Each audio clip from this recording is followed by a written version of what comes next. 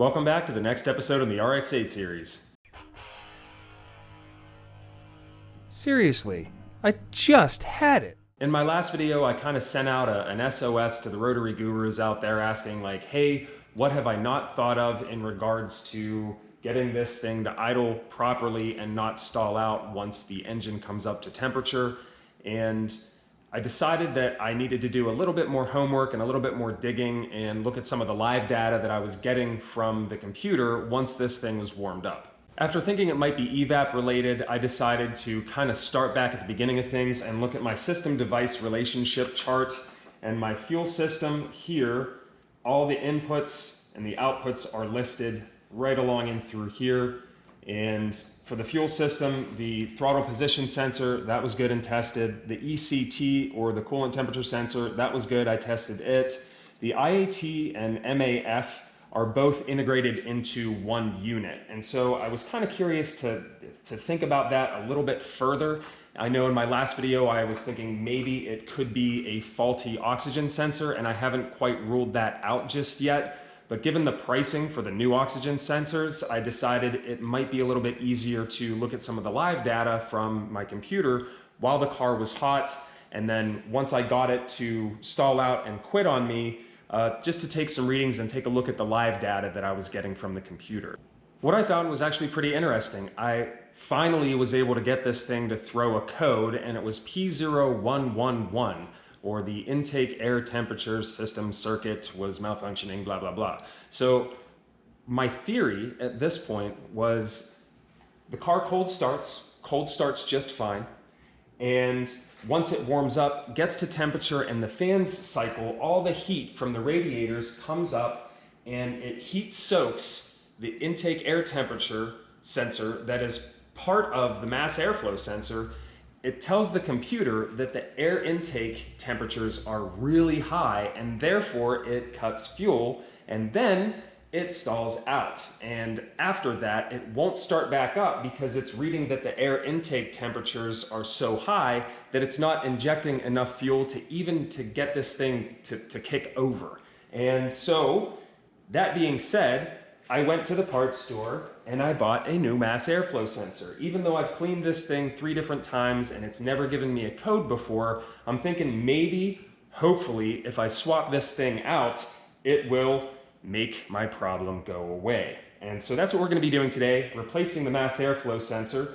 I'm hoping that's the problem. If it is, I'll be a little kind of disappointed because you know, it's usually the simplest fix, and here I am disassembling intake manifolds and testing coolant temperature sensors, replacing vacuum lines, when in the end, it could have just potentially been a faulty mass airflow sensor and intake air temperature sensor problem. So let's get started. Let's swap this stupid thing out, and then we're gonna fire it back up after clearing the codes and disconnecting the battery and doing an idle relearn and see if we can duplicate the problem. I am hoping, but not holding my breath, that this solves the issue.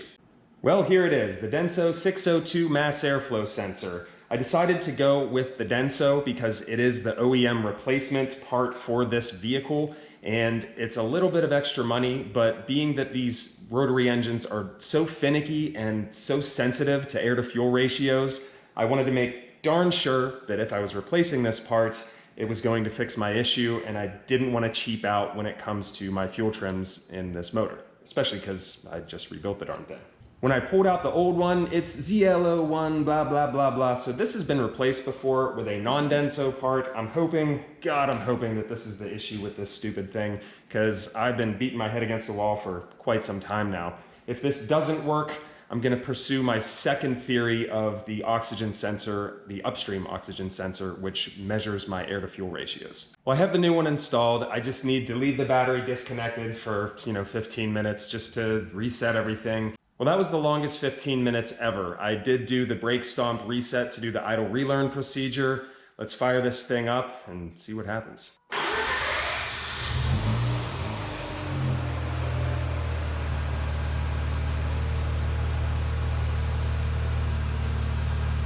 As usual, it fired right up on the cold start. Let's give it 10 or 15 minutes and see what happens. I'm hoping my wandering idle doesn't come back. While I'm waiting, I'm gonna hook the computer up and I'm gonna keep an eye on my air intake temperatures. As you can see, I'm still getting a surging idle. And it's coming up to about 1100 or thereabouts, and then dropping down to around 820. My air intake temperature is good, mass airflow is good, idle air control valve is good. I have noticed that once the fans start kicking on is whenever I start having issues with my wandering idle. So I don't know if there's a voltage issue somewhere. I did, however, notice that when I shut it off, I did have a temperature, desired temperature for my front O2 sensor was off the charts and the car wasn't even running. So I'm thinking maybe it's the front O2 sensor. I think for now, I'm gonna drop this thing off the stands, go for a drive so I can have the computer kind of really relearn the fuel trims. And then from there, just kind of hope that works out. If not, I'm gonna try the front O2 sensor. Well, I was planning on going for a drive so I could relearn some fuel trims, but as I was getting it off the jack stands, it decided to die. So I'm gonna try to hot start this thing and see what happens.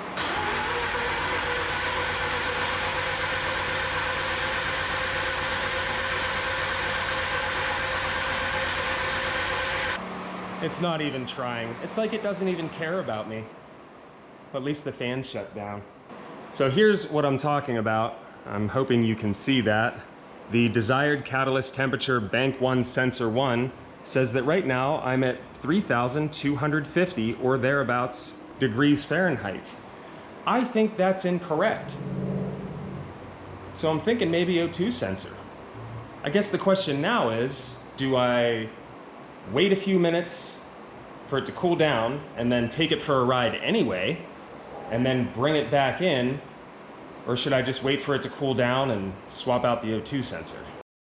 Well, let's just say cooler heads prevailed. I didn't take it for a drive. I put it back up on jack stands and let it cool down and pulled the O2 sensors. Went to the store, got a new upstream O2 sensor because I was getting goofy temperature readings from it, and I'm thinking that when it's an open loop versus closed loop, I'm getting some weird readings because the temperature sensor was screwed up.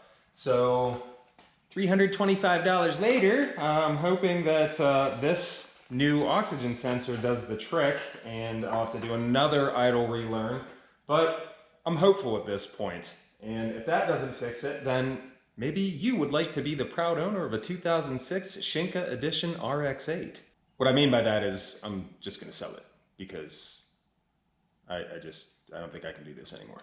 Anyway, let's get started. Let's get this O2 sensor in and see what we've got. Okay, upstream oxygen sensor is installed. I have cleared the codes. I have done the idle reset. Let's fire this thing up and see what she does. Fingers crossed, this solves my issue. Okay, it fired right up. The air pump's working. Idle's a little bit high, but it's going through the relearn process right now.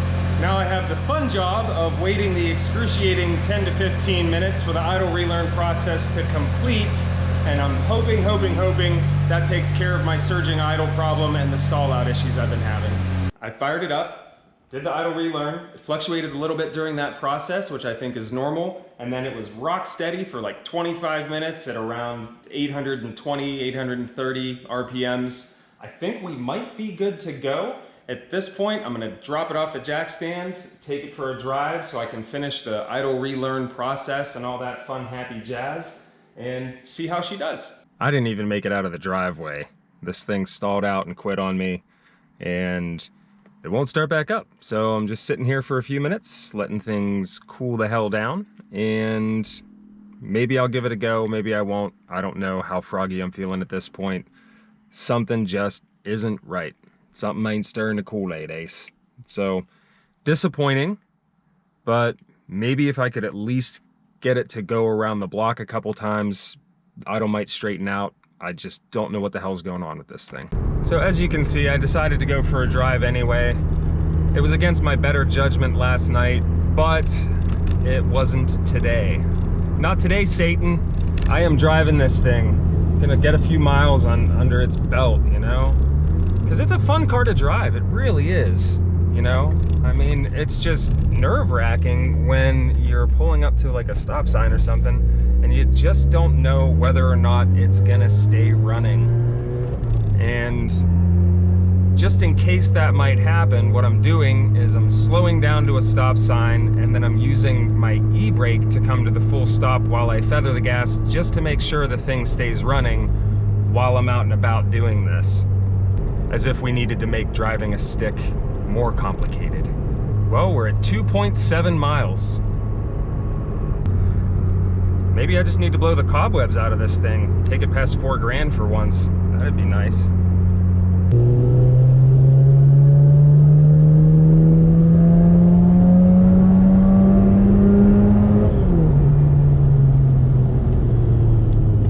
Well, that was a first.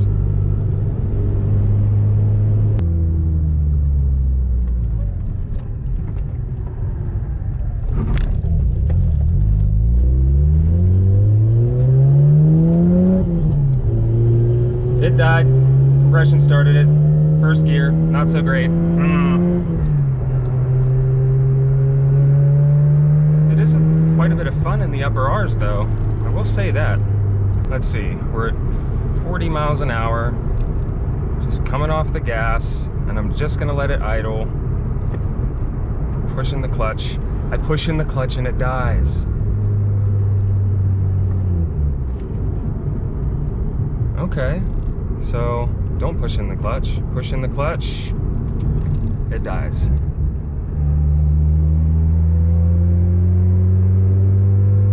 Boy, is that weird. That's really unusual. Why would it die when I push in the clutch?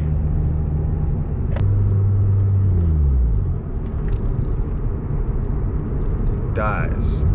Compression start. Leave the clutch out. Rock solid at 1,000. Push in the clutch, and dead. I wonder if the end play in the eccentric shaft is messed up. And when I push in the clutch, it pushes the assembly forward enough to where my little magnetic wheel that trips the ESS is just far enough away to lose signal. And when that happens, the car dies. It's an interesting theory. To pull back into the garage and find out. Yeah, back to jack stands again.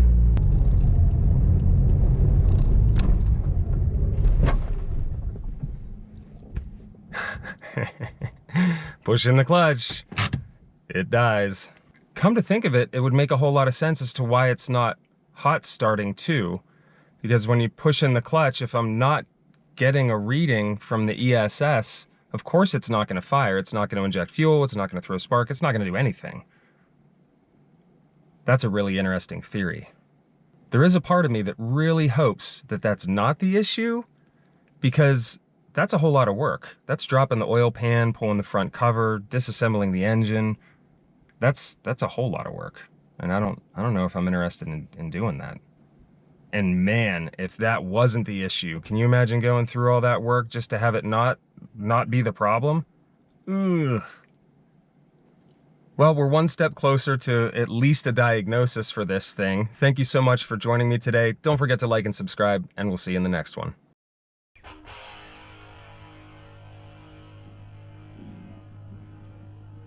Well, on the plus side, at least I don't have any engine codes.